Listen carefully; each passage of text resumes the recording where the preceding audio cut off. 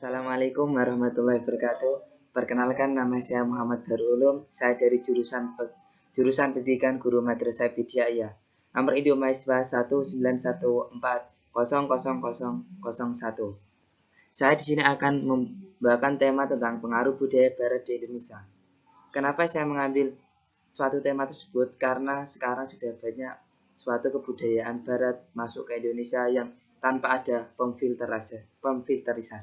Nah, pengaruh budaya Barat di Indonesia. Yang pertama saya akan mengenalkan apa sih Kak itu budaya?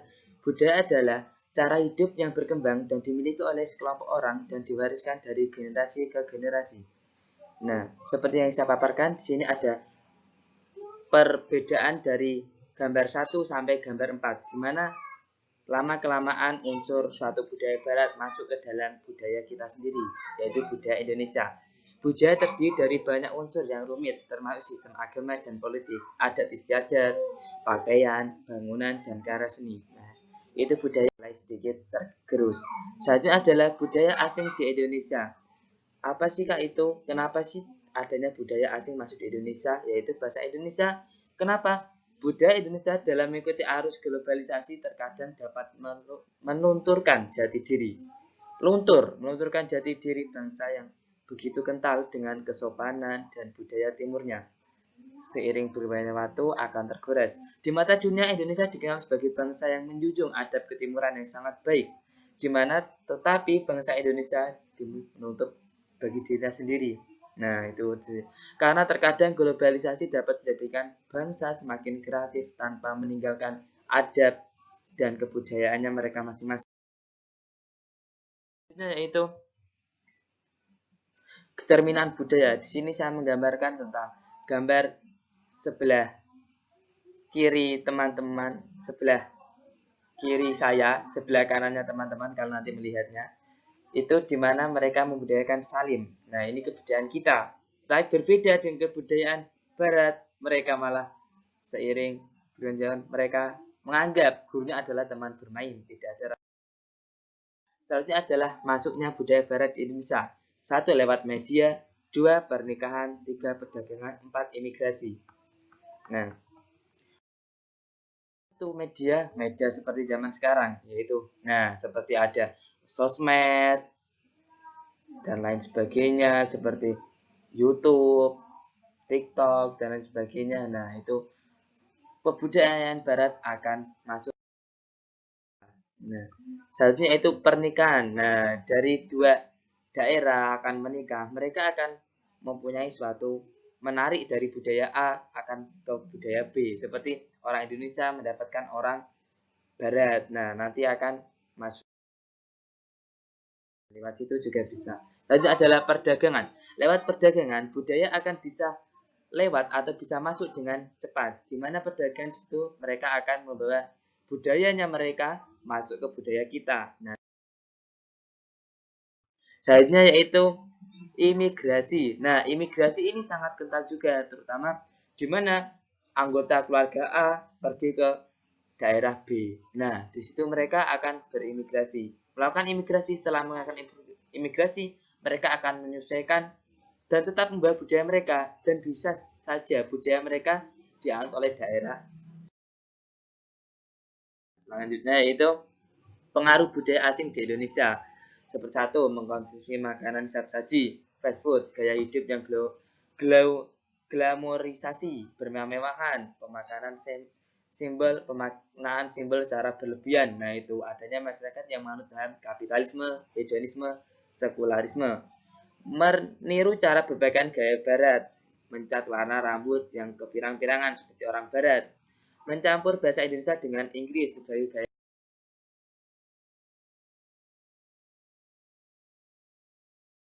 Seperti itu. Nah, itu tadi perkembangan budaya. Faktor-faktor yang dapat menimbulkan budaya asing. 1. Kurang penguasaan atas perkembangan iptek, masyarakat yang bersifat konsumtif, maksudnya budaya Barat dan akulturasi budaya. Kurangnya kesadaran masyarakat akan memilih budaya yang baik atau buruk, munculnya keinginan untuk mencari kebebasan seperti negara-negara Barat, meniru gaya berbusana sebagainya. Dan dampak budaya asing di Indonesia apa sih? Yang pertama, perilaku hidup boros. Yang kedua adalah munculnya fanware. Yang ketiga adalah munculnya unsur pornografi dan porno aksi. Nah, itu seperti perilaku hidup boros.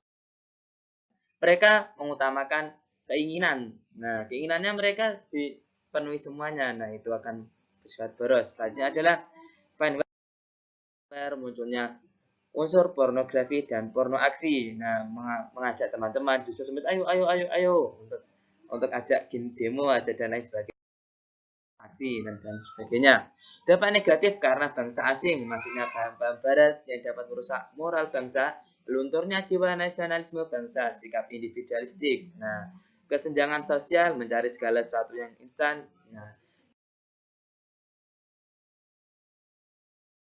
selanjutnya adalah tidak hanya dampak negatif saja, tapi dampak positif karena bangsa asing juga mempengaruhi. Satu, dapat menguasai iptek. Dua, perubahan tata nilai dan sikap. Berkembangnya ilmu pengetahuan dan teknologi, terjadinya akulturasi budaya, dapat mengikuti mode pakaiannya dan gaya hidup, penggunaan bahasa-bahasa lain dalam komunikasi, dalam meningkatkan wawasan ilmu pengetahuan. Yang ketujuh adalah munculnya ide-ide baru yang dapat membantu kemajuan dan teknologi tersebut. Mempertahankan budaya Indonesia. Nah, ini PR buat teman-teman dan kita semua untuk mempertahankan jati diri budaya Indonesia. Kita harus mempunyai filterisasi dari budaya asing agar kita tidak ketinggalan zaman. Nah, nilai kebudayaan yang menjadi karakteristik bangsa Indonesia seperti gotong royong, silaturahmi, ramah tamah dalam masyarakat menjadi keistimewaan dasar yang dapat menjadikan individu-individu masyarakat Indonesia untuk mencintai dan melestarikan kebudayaan bangsa sendiri. Tapi karakteristik masyarakat Indonesia yang dikenal sebagai masyarakat yang ramah dan sopan santun kini mulai pudar sejak masuknya budaya asing ke Indonesia yang tidak bisa diseleksi dengan baik oleh masyarakat. Nah, selanjutnya adalah cara mempertahankan. Dengan apa sih kita mempertahankan budaya Indonesia? Yaitu menumbuhkan semangat nasionalisme yang tangguh, menanamkan dan mengamalkan nilai-nilai Pancasila dengan baik, menanamkan dan melaksanakan ajaran agama dengan baik, selektif terhadap kebudayaan. Nah, selektif memfilterisasi, memperkuat dan mempertahankan jati diri. Nah, yang kedua adalah perbandingan budaya Barat dan Timur. Nah, orang Barat itu cenderung dalam adat istiadatnya cenderung modern, dan orang Timur menganut kental akan adat istiadat, etika dan moral. Orang Barat cenderung mengaruh pada kebebasan. Dengan orang Timur adalah mengutamakan kesopanan. Orang Barat opini adalah langsung ke pokok permasalahan, dengan orang Timur terlalu bertele-tele atau berbelit-belit. Orang Barat adalah waktunya sangat menghargai waktu, dengan orang Timur adalah cenderung jam karet, yaitu molor. Nah, itu adalah orang Timur, beda dengan orang Barat. Gaya hidup dan hubungan keluarga cenderung orang Barat cenderung individualistis, orang Timur adalah kekeluargaan, senang sosialisasi, cenderung mencari cara bagaimana menyelesaikan masalah itu, sedangkan orang Timur adalah cenderung menghindari masalah. Nah, itu perbedaan orang Barat dan orang Timur. Alhamdulillahirrahmanirrahim, presentasi saya telah tersampaikan mulai dari awal sampai akhir, semoga bermanfaat bagi kita semua. Di mana saya mengusung tema tersebut, yaitu bagaimana kita untuk mengajarkan kepada teman-teman, baik saya sendiri, baik saya sendiri dan teman-teman, bagaimana kita melakukan filterisasi budaya terhadap budaya asing kepada budaya kita sendiri. Jangan kita lunturkan budaya kita yang sebagai ciri khas bangsa Indonesia. Kita harus bisa memfilterisasi. Kita boleh menyerap kebudayaan luar, tapi kita ada filterisasi. Mana yang positif kita laksanakan, mana yang negatif kita tinggalkan. Nah, seperti itu. Janganlah kita stagnan dengan kebudayaan kita sendiri, karena kita cenderung itu